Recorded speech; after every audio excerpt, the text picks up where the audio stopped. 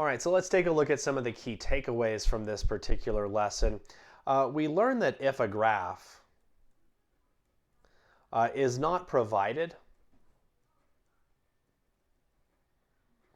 or maybe it would be difficult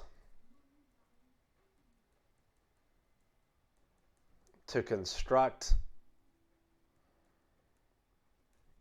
then we can also see that a table can be used to accomplish the same goal, and that's to estimate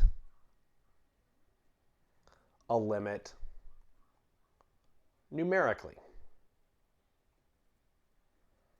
So you may not be given a graph, or it may be a function that's very, very difficult to graph.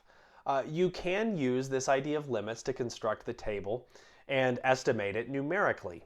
And in we're doing that, we also saw that this idea, this concept of one-sided limits, can also be applied to tables. We saw in an example where we looked at a piecewise function where from the left we could see the function was going to one place and from the right it was going to another place.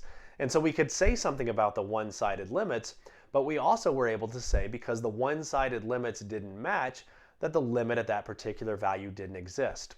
So basically what you need to understand from this lesson is what we learned from graphs can also be applied to a table of values, and sometimes depending on what the function is, it might actually be easier to apply it to a table of values.